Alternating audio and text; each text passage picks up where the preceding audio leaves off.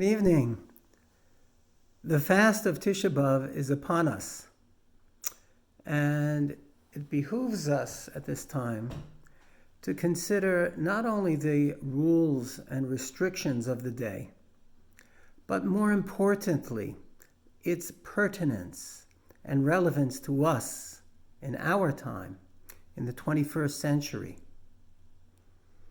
The Talmud famously cites several reasons why the first temple, as well as the second temple, were destroyed on this day, and whose meaning and import are still applicable to us 2,000 years later. The Gemara in Yuma 9b declares, Mikdash Rishon mipnei ma charev. Why was the first temple destroyed?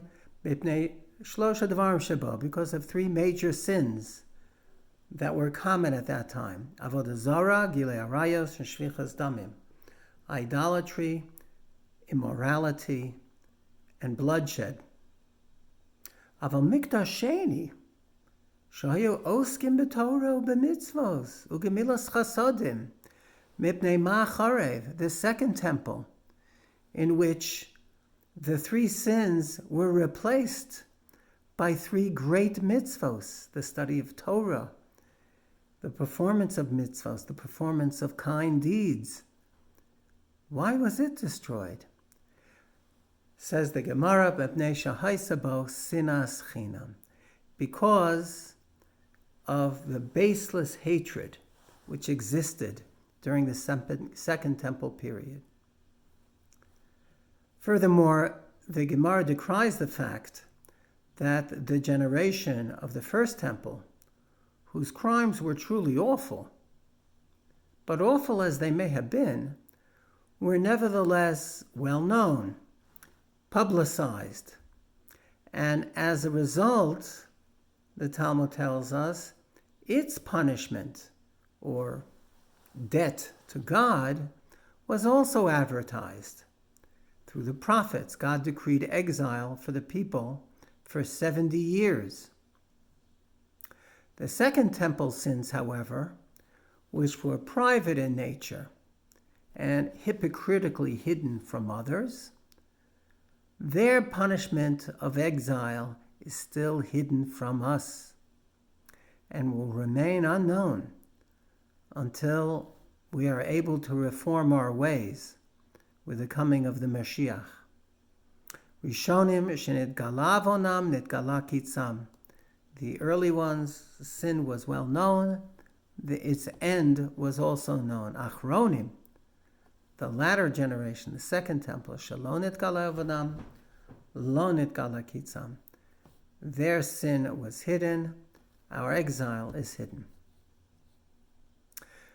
So, the loss of the second temple, which was far worse for our people than the loss of the first, is well known.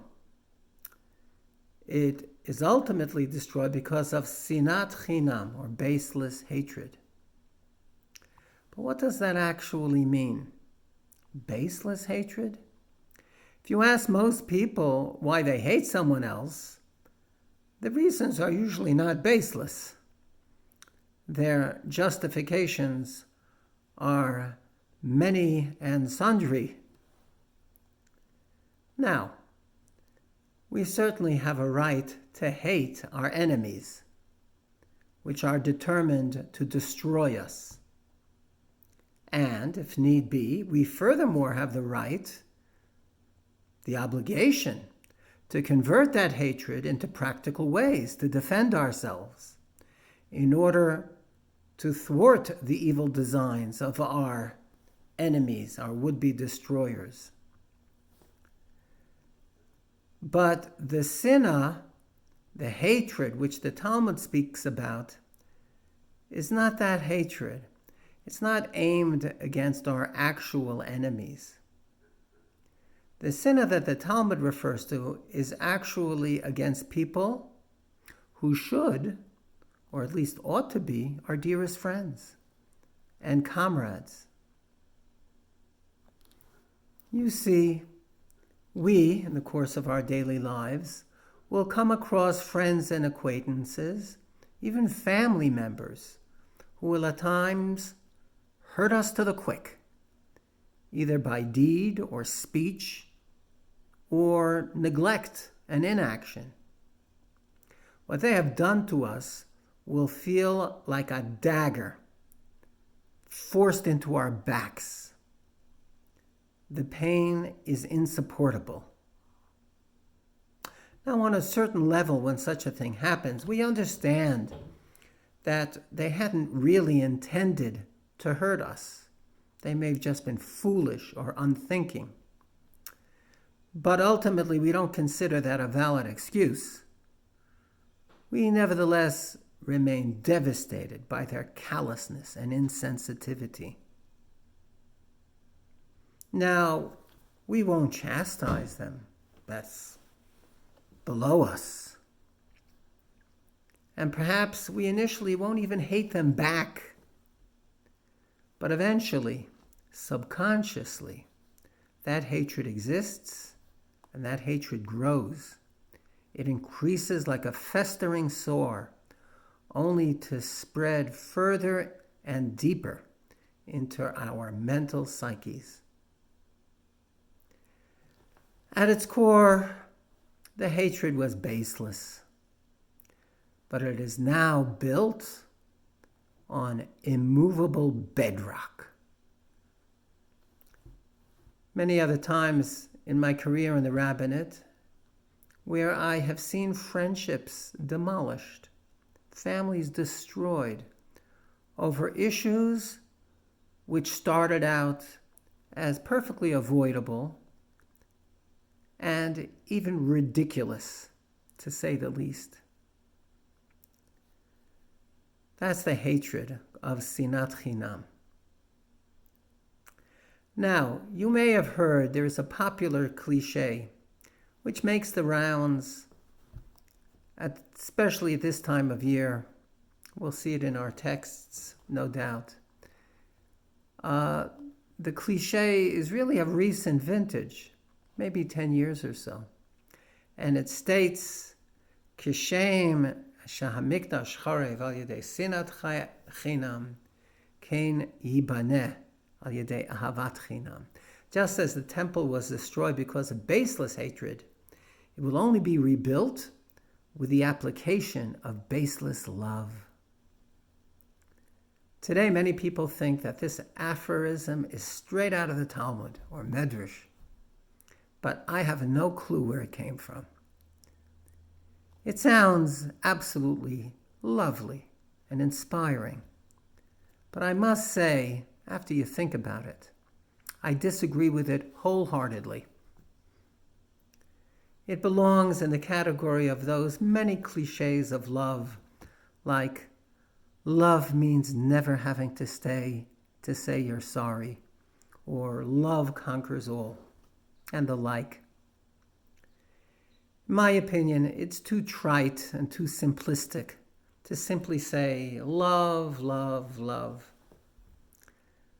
We experienced enough of that kind of love back in the 60s, for those of us who remember that era.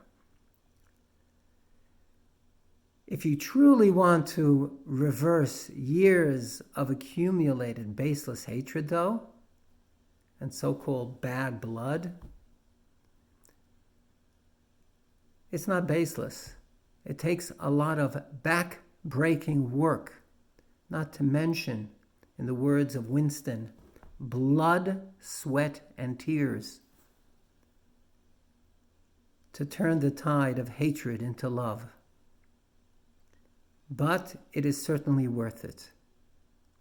If we can succeed in this, if we can force ourselves to replace the insult, the hurt which we feel, with authentic love, then our love will not be baseless at all, but will be based firmly on a forgiving attitude toward mankind, which recognizes that we are all human, none of us are perfect, and that we all make mistakes, even hurtful ones. Ultimately, it makes us sensitive to the emotional needs and even shortcomings of others, and allows us to become more refined. It grants us the opportunity to transcend our strictly reactive personalities from the baseless to the purpose-filled and godly. So this Tisha B'Av, let's try to take an inventory of all of our acquaintances, people we've come across who have hurt us and whom we should really consider forgiving.